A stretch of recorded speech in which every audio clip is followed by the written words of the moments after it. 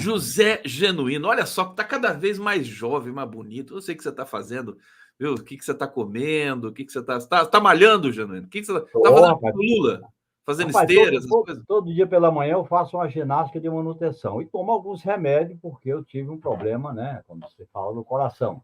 Você teve um problema no coração. Aneurisma da aorta.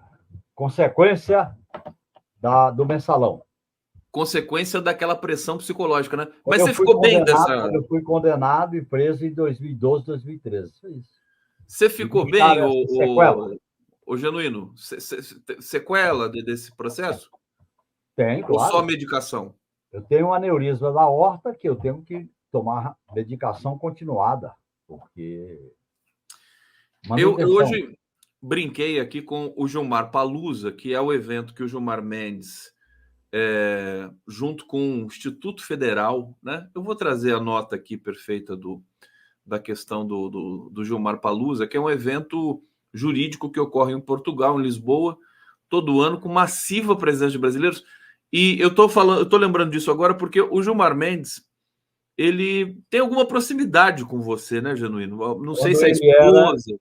quando ele era procurador-geral, advogado-geral da União, do governo FHC, no primeiro mandato, e depois ele foi assessor do Jobim no Ministério da Justiça, e eu tenho uma boa relação com o Jobim, eu tinha uma boa relação com ele.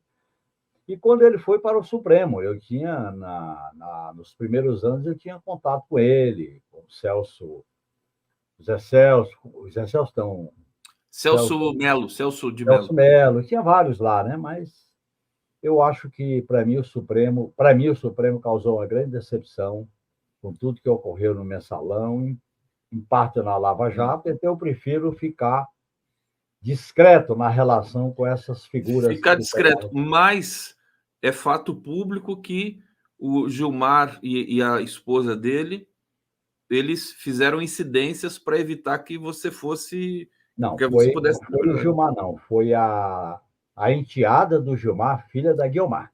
Ah, é A enteado do filha, Gilmar. a filha da Guiomar, que é a enteada do Gilmar, trabalhava na Secretaria do Governo do Distrito Federal, na área de saúde, do sistema penitenciário, e ela chamou a atenção do médico da penitenciária que a minha situação era delicada porque eu não podia comer vitamina K.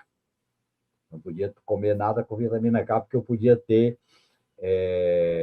embolia pulmonar ou sangramento interno, e que eu fosse levado para o Instituto Médico Legal. Eu fui, e o cara que me condenou, e eu prefiro não citar o nome, ele me manteve 2 meses na prisão domiciliar, mas no dia 1º de maio, para se vingar, ele mandou uma junta médica me examinar, dizendo que eu podia ir para Papuda desde que tivesse dieta. Eu fui para Papuda no dia 1º de maio, dia do trabalhador, e 2 dias antes do meu aniversário. Então, você E sabe que dessa vez que você voltou, você ficou quanto tempo? aí eu fiquei 3 meses. 3 meses. Aí Só de vingança. o resto eu fiquei em prisão domiciliar. Então, eu acho que o lawfare, a justiça de exceção, o espetáculo, você sabe como é que aquilo foi um treino para a Lava Jato, né? Então, passei por aquilo e estou.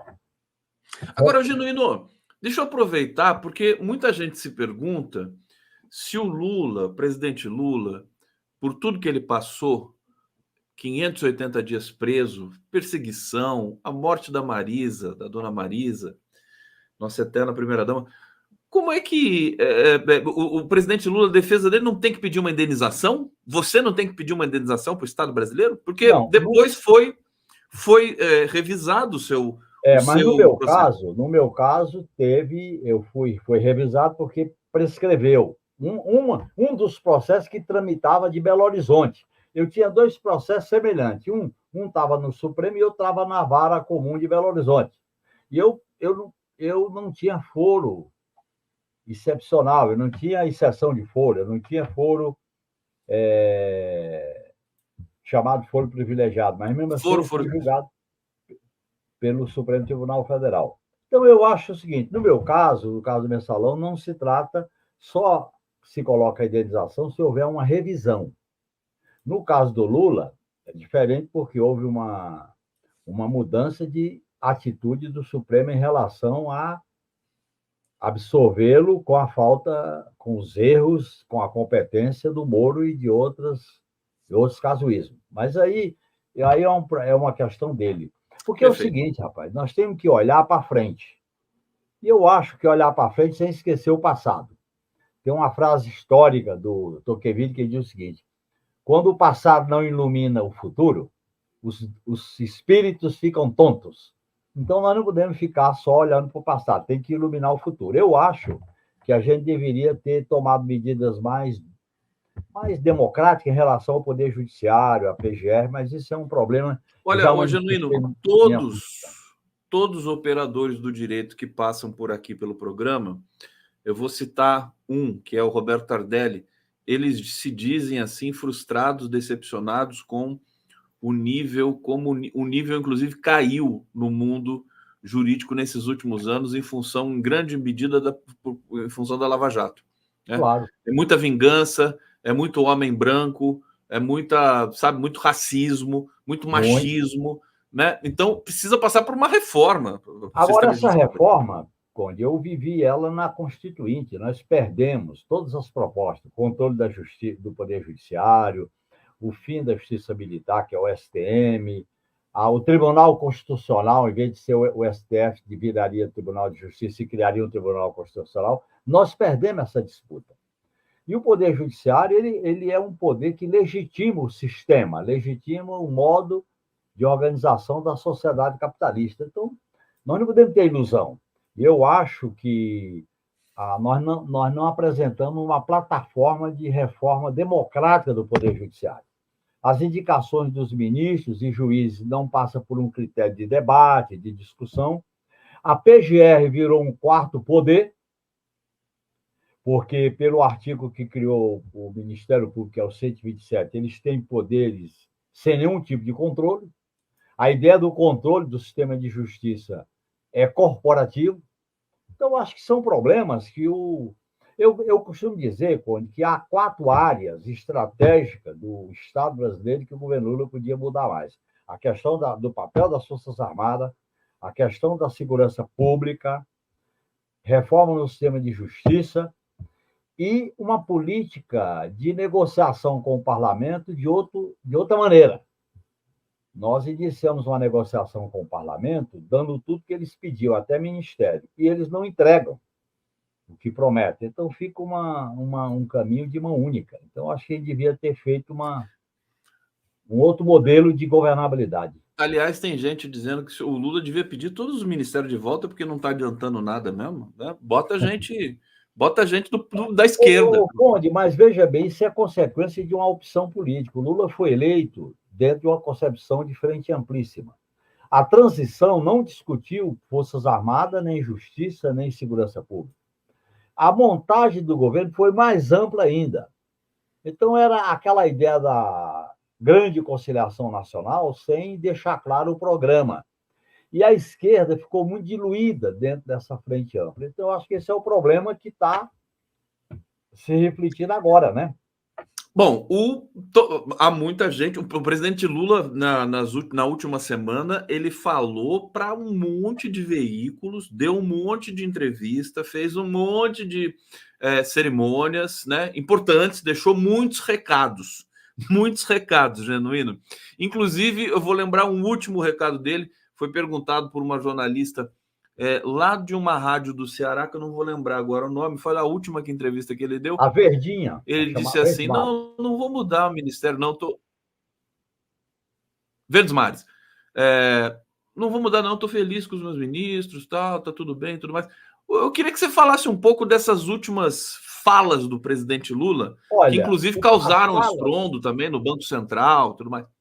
Olha, eu concordo com as falas últimas do presidente em relação a juros, em relação à tirania fiscal, em relação ao resultado das políticas públicas para melhorar mais ainda a vida do povo. A vida do povo melhorou, a renda do trabalhador aumentou, o desemprego caiu e, evidentemente, a inflação tem que ser enfrentada agora, ela está contida, mas tem que ser enfrentada principalmente a inflação dos alimentos.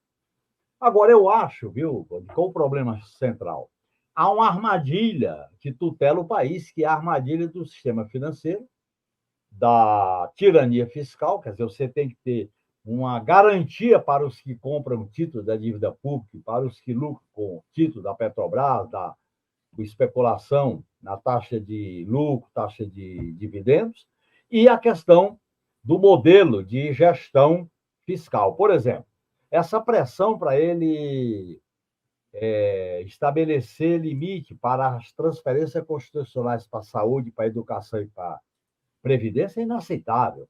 Tirar o salário mínimo da vinculação para a previdência também é inaceitável, são conquistas históricas. E eu acho que nós estamos pendentes de uma taxa de juros elevada, não é culpa dele, é culpa do representante, do eunuco do sistema financeiro. O Campos lá o Campos Neto é o eunuco, é o miolo, é a cabeça do sistema financeiro dentro do governo. E eu acho que a equipe econômica dirigida pelo Haddad tinha que fazer mais tensionamento, fazer mais enfrentamento. Eu acho até que quando a Globo faz essa homenagem ao prêmio, isso aí é para limpar a barra, né? Para limpar a barra e ver se alguém acredita nisso. Porque você pega o noticiário, os comentaristas, todos eles batendo duro no governo, né? Batendo, inclusive, porque eles são porta-vozes da taxa de juros, da privatização, da tirania fiscal. Quer dizer, tem um credo, Conde, é interessante, tem um credo. Qual é o credo? É o credo da hegemonia financeira, é a financiarização, é o rentismo. Esse é o credo que governa a economia. E se a gente não enfrenta ele, a gente fica limitado na hora de investir em geração de emprego, em saúde pública, educação, reforma agrária, salário mínimo. Tem esse obstáculo que tem que ser Genuíno, não é de hoje que essa mídia hereditária, hegemônica, aliás, aquele perfil do Twitter, que é do Coronel Siqueira, que eu acho mó barato, é engraçado pra caramba, você deve conhecer também. Ele diz assim: em mais uma derrota de Lula, meu gato hoje fez xixi fora da caixa. Quer dizer assim, tudo é em mais uma derrota de Lula, né? Para a claro. mídia hereditária. Agora, a situação está um pouco mais complexa hoje. Nem tudo que a mídia tem veiculado é um ataque direto ao governo, como, por exemplo, no período ali do mensalão, daquela história toda. Eu não sei se você concorda com essa visão, eu queria que você fizesse um balanço. Quer dizer, você acha que a mídia já está com todos a faca no dente? Ainda não, mas ela pode ainda não. chegar. Está Ainda chegando não, lá, mas né? ela pode chegar. O que ela está querendo, Conde? Ela está querendo controlar, manietar, encabrestar o governo Lula para que ele não mexa no credo neoliberal. O que é o credo neoliberal? Taxa de juros para garantir o sistema financeiro, tirania fiscal para não mexer em teto de gasto, mexe no máximo com as medidas paliativas do Haddad, não mexer em privatizações, e essa mídia que é vinculada às megacorporações, porque toda a mídia aberta ela é vinculada às megacorporações, ou empresas, ou bancos, etc. E eu acho que eles estão querendo, vamos dizer assim, desidratar o governo Lula, encabrestar o governo Lula, para que o PT e o governo Lula e os partidos progressistas percam a eleição em 2024, e aí, depois da eleição, eles desencadeiam o processo de 2026. Se o Lula for candidato, o cenário é um. Se o Lula não for, aí eles vão testar ou uma direita civilizada, entre aspas, ou uma direita truculenta que já estão embelezando o Tarcísio de Freitas. Já estão ali meio que maquiando o Tarcísio, né? O Genuíno congelou um pouquinho aqui. Deixa eu ver se é só uma ligação que ele recebeu. Volta, Genuíno. Me ajudem aqui, volta. Volta, Genuíno. Ele não voltou. Vamos aguardar um pouquinho aqui, mais um pouquinho. Eu vou perguntar para o Genuíno agora os elogios que a imprensa faz ao Haddad, sempre tentando criar uma cisânia entre o Haddad, porque o Haddad, para eles, ele quase que nem é do PT. Detalhe que o Haddad é do PT. Deixa eu tirar o Genuíno aqui para ver se ele volta. Quer ver? Deixa eu tirar ele do estúdio aqui. Aí ele vai voltar direitinho aqui, a gente continua aqui. Meu próximo convidado aqui, o Zé de Abreu, já está a postos aqui. Ô, Zé, dá um oi aqui para a turma, Zé. Só enquanto genuíno. Você tá bom, meu querido? Tá desligado o seu áudio aqui. Meu áudio estava desligado para não me meter na conversa de vocês. Porque você fica tentado ali, né? Não, eu não estou prestando muita atenção, não. Eu fui fazer um cafezinho porque eu acordei muito cedo. Você falou que eu sou notívago. Eu sou, mas não acordo. Eu já acordei antes das 7, cara. Até eu assustei. Eu falei, Zé, vamos bater um papo, né, nessa segunda-feira? Que horas? 11h30 da manhã. Eu falei, nossa senhora, eu tô dormindo ainda. Eu falei, mas tudo bem, tudo bem. Mas você não é notívago, mas foi brincadeira. Eu era notívago, notívago, sim. Não, eu fui notívago durante a maior parte da minha vida. Eu não conseguia dormir antes das 4, 5 da manhã.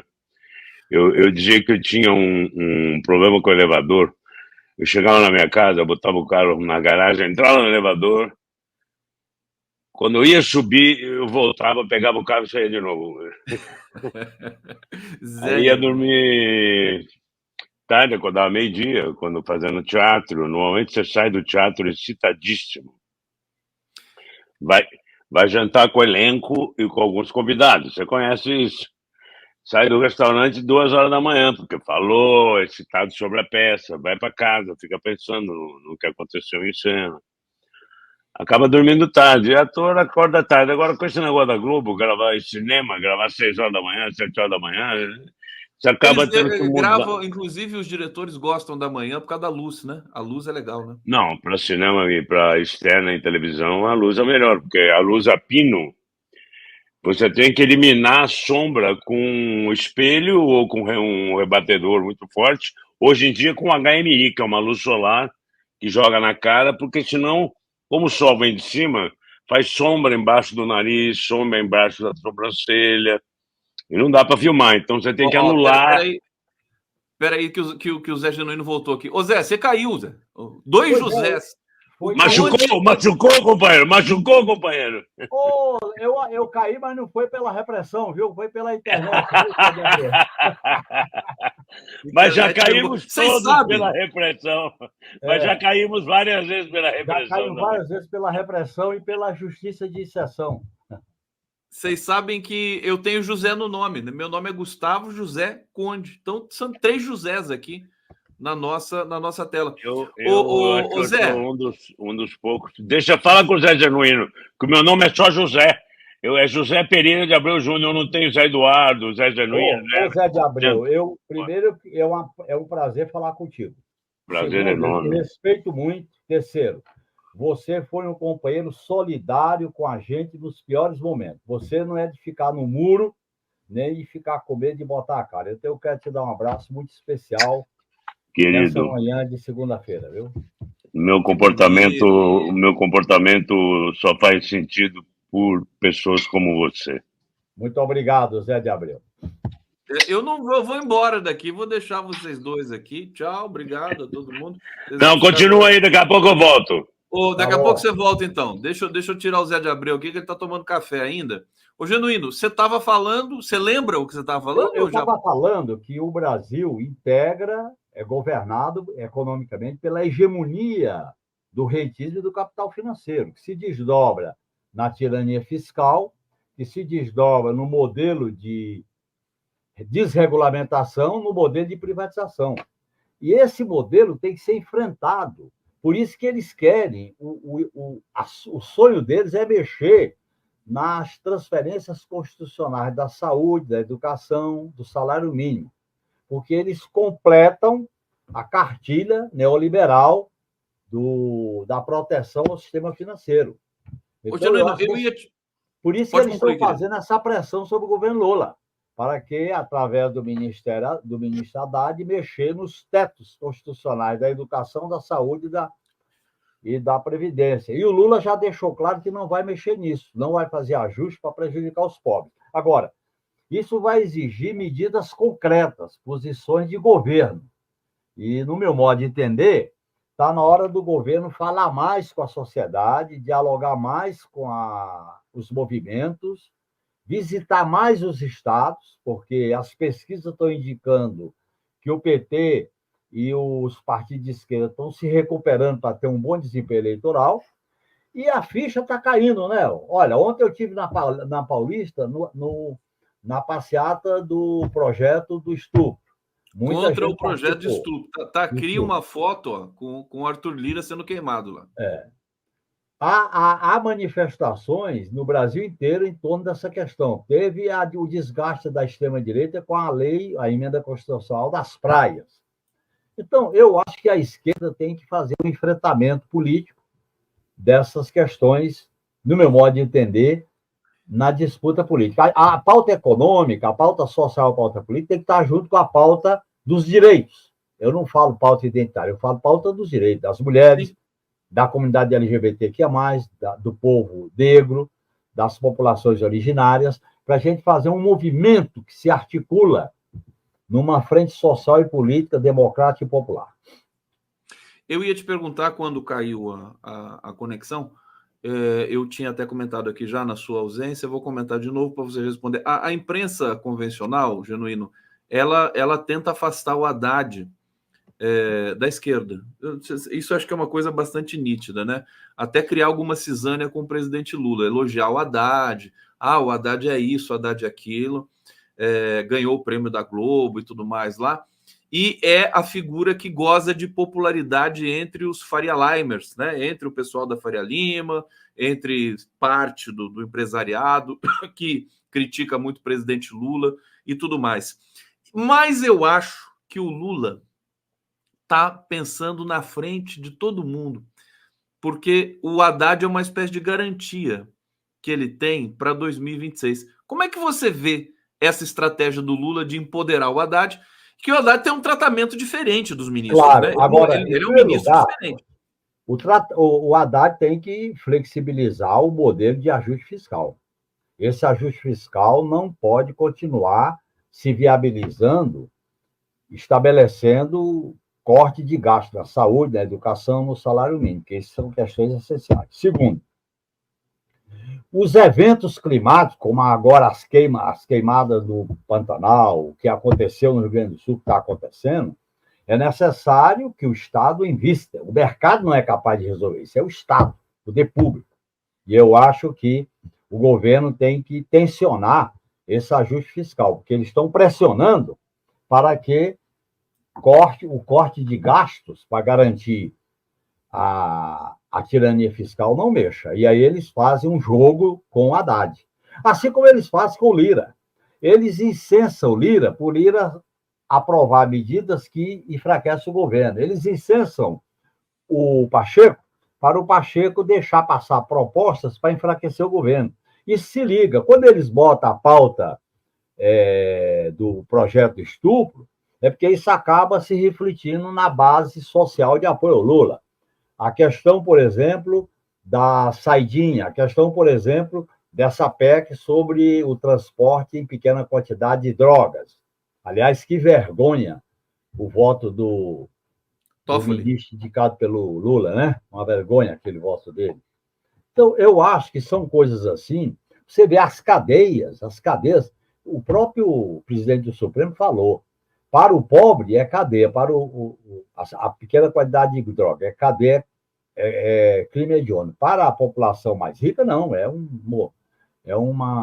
um direito que fecha-se os olhos, né? Então, eu acho que essas coisas se vinculam muito. O Brasil está melhorando, tá.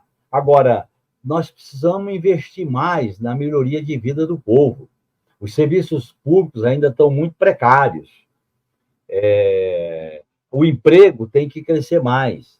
O salário tem que crescer mais. E o grande problema são os reflexos desses acidentes climáticos no preço dos alimentos, que o governo tem que ter muito cuidado com isso. Monitorar com lupa. Genuíno, meu querido, eu quero que você conte agora, para terminar, inclusive, porque voou o tempo aqui. Você participou de uma reunião em Brasília, inclusive foi o dia que você não pôde vir aqui, né, semana passada. Participou de uma reunião em Brasília, os ex-presidentes do PT com o Gleisi, e foi uma reunião pelo que eu pude apurar, muito forte, densa, com discussões sobre o governo.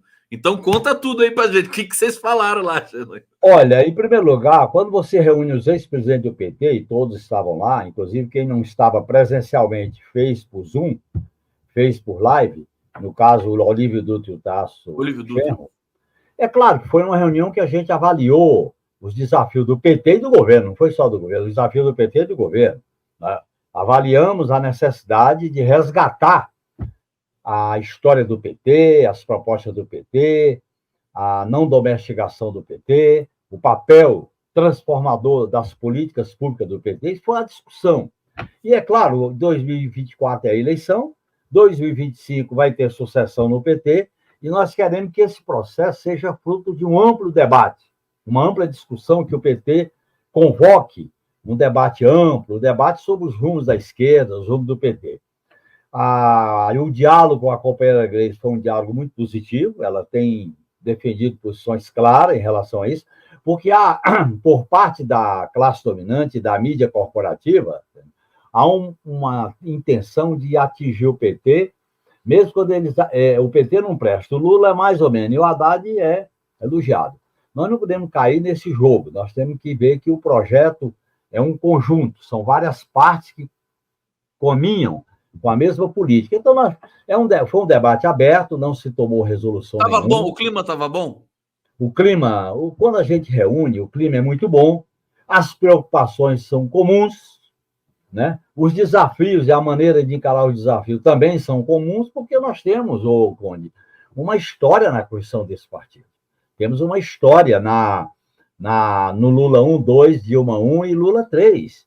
Isso não é uma mera eleição que cai do céu, não. É um processo de trabalho organizado.